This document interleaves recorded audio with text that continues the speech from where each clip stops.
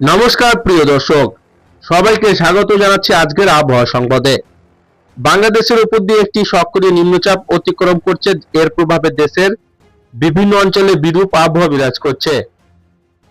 বর্তমানে নিম্নচাপের অবস্থা, আবহাওয়া অধিদপ্তরের সর্বশেষ তথ্য অনুযায়ী নিম্নচাপটি বর্তমানে দেশের দক্ষিণ পশ্চিম অঞ্চল এবং সংলগ্ন এলাকায় অবস্থান করছে। এটি ধীরে ধীরে উত্তর পূর্ব দিকে অগ্রসর হচ্ছে এবং এর প্রভাবে সারা দেশে বৃষ্টিপাত অব্যাহত থাকতে পারে।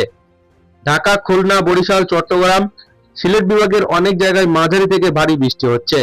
কোথাও কোথাও অতি ভারী বর্ষণ লক্ষ্য করা গেছে। বিশেষ করে উপকূলীয় অঞ্চলে বৃষ্টির পরিমাণ তুলনামূলক বেশি।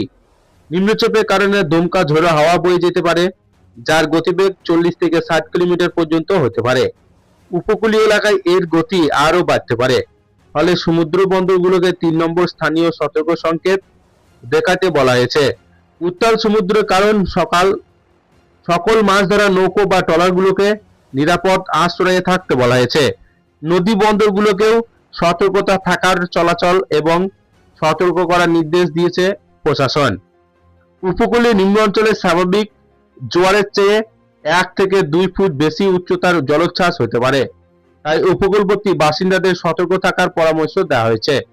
অবিরাম বৃষ্টির কারণে কিছু এলাকায় জলবদ্ধতা দেখা গিয়েছে, যা কৃষিতে ক্ষতির কারণ হতে পারে। বিশেষ করে আমন ধানের জমি, সবজির ক্ষেত ক্ষতিগ্রস্ত হওয়ার আশঙ্কা রয়েছে। অপ্রয়োজনীয় বাইরে বের হওয়া থেকে বিরত থাকুন। জলবদ্ধতা এলাকায় সাবধানে চলাচল করুন। বৈদ্যুতিক সংযোগ থেকে দূরে রাখুন। স্থানীয় প্রশাসনের নির্দেশনা মেনে চলুন। আগামী 24 ঘন্টায় দেশের বেশিরভাগ এলাকায় বৃষ্টিপাত অব্যাহত থাকতে পারে। কোথাও কোথাও ভারী থেকে অতি ভারী বর্ষণ সম্ভাবনা রয়েছে। তবে নিম্নচাপটি ধীরে ধীরে দুর্বল হয়ে আসতে পারে। শেষে আবারও মনে করে দিচ্ছে, আবহাওয়ার এই পরিস্থিতিতে সবাই সতর্ক থাকুন, নিরাপদে থাকুন।